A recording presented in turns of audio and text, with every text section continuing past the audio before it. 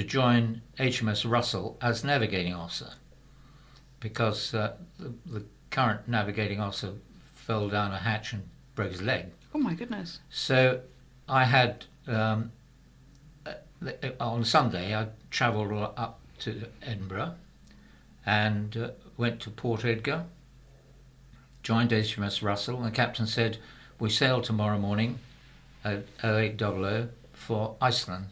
Whoa. For the Cod War. So I spent all night working out navigational plans for leaving harbour and navigating the Firth of Forth and so on. And when we got to the Pentland Firth at the top of Scotland, we went through there and I watched the land disappear behind us, and I thought, oh, we're about to go into the open ocean. Chance to use my astro navigation skills, using stars and sextant and so on. And no problem, because when I was an upper yardman, I'd had a wonderful instructor in navigation, and I'd got 100% in 2 examinations. So I thought, no problem. Yeah. And then I realised that I'd never held a sextant in my hand in my life. Oh no! So I had to get the navigation manual out and find the page where there was a picture of a sextant and lines saying arc, telescope. Okay. So okay. And from scratch, I learned that. Talk about learning on the job. And it taught me a good lesson. And I did a lot of training of officers in navigation after that. And I always gave them a practical training and said, when you can take 7 stars and produce an accurate fix, then you can learn the theory behind it. And so that's what I always did. I even trained my navigator's yeoman, who was an able seaman, also to use the sextant, take star sights. And I have the feeling that the navigation profession tends to make navigation look like a black art that only very clever people can do. Okay. So let me ask you a question, Candice. When you went to school, and you had to walk to school perhaps, and come back, did you ever get lost? I never got lost enough that I never got there. I would have, if I got lost, it would have been temporarily. So you can navigate? Yeah. So if a child can navigate, anybody can. Yes, okay, I see your point. Yeah, that's definitely true. Yeah, I see your point. Right.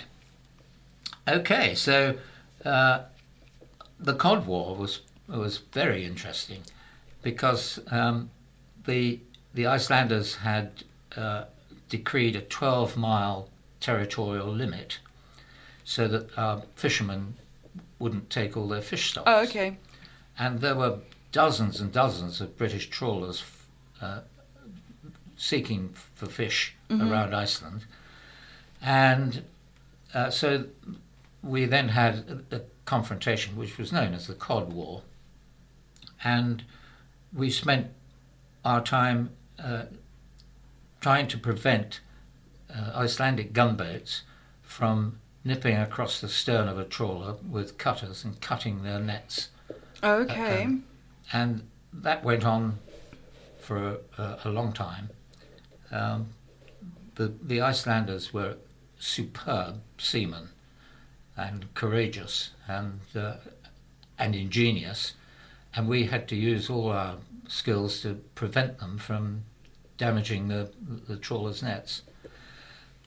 The trawlers were very grateful to us. The fishermen would always offer us what they called a fry. Okay. And we had a rubber dinghy, a big rubber dinghy, which we used for transferring people to and from fishing boats.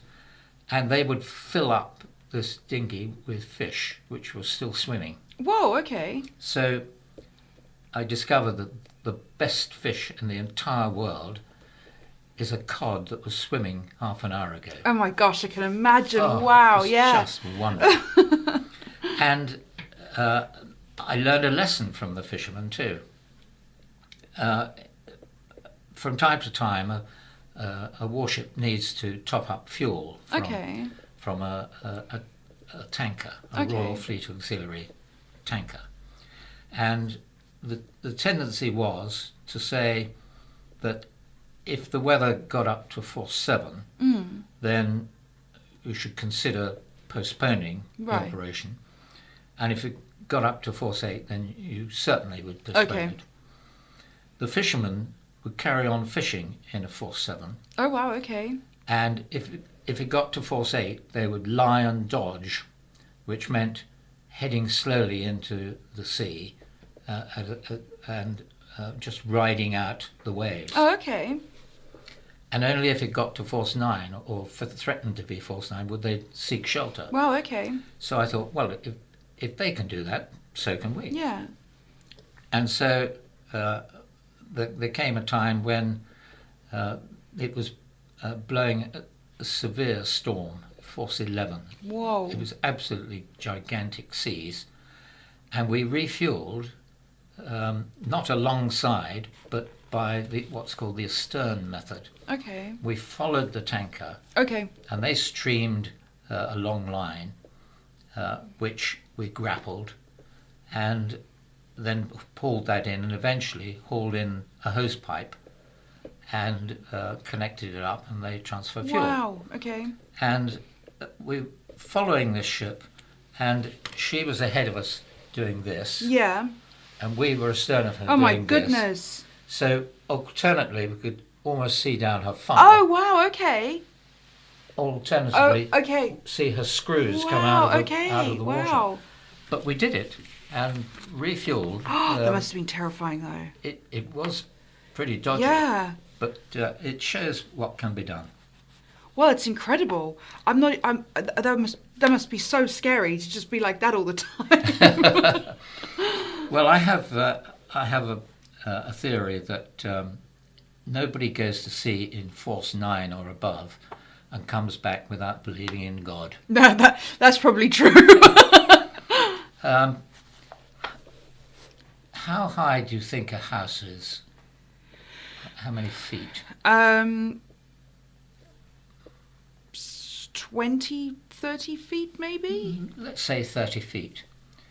What do you think is the biggest wave? I guess not a tsunami wave. You just mean like a. Yeah. I'm trying to think of a house and a wave. 40 feet? 100 feet. Whoa! It's absolutely astonishing.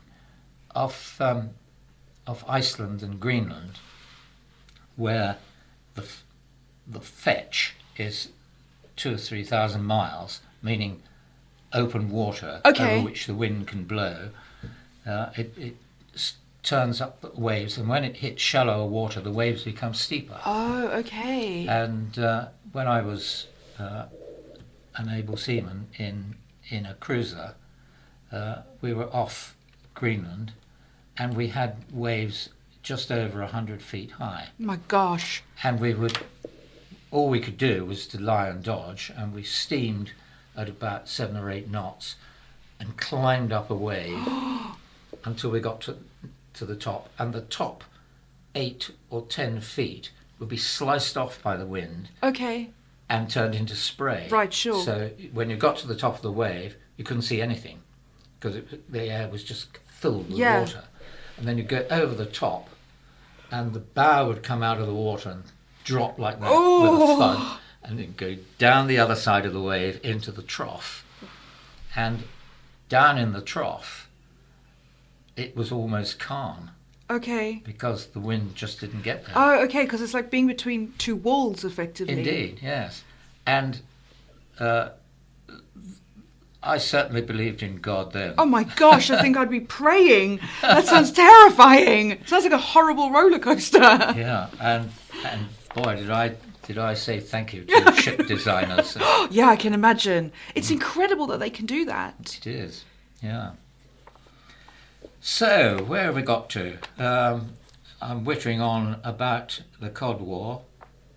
When I came back from that, I was sent out to Malta to be the first lieutenant, the second in command of a minesweeper. Okay. And that was a terrific job, absolutely wonderful. There was a squadron of 8 ships. Okay. And we were still clearing some mines, World War II mines. Oh, okay. And doing lots of practice.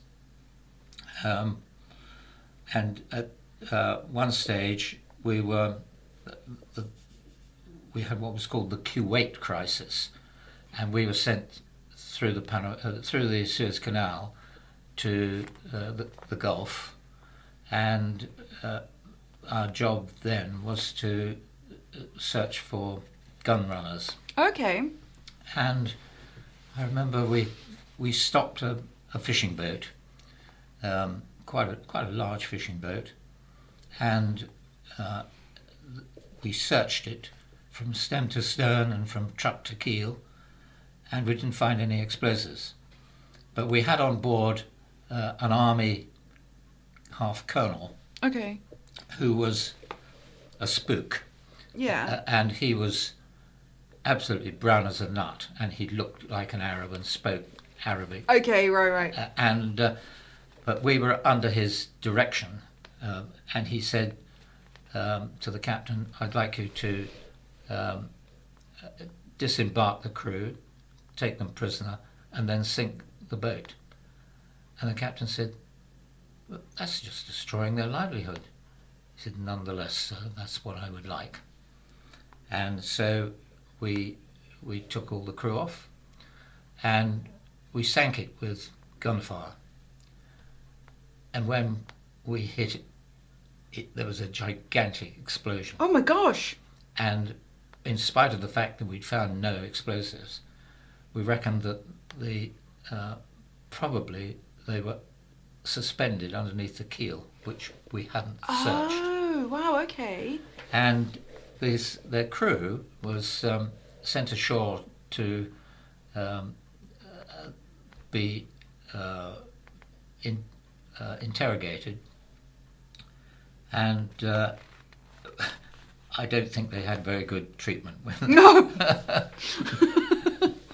I won't mention the name of the people who looked after them.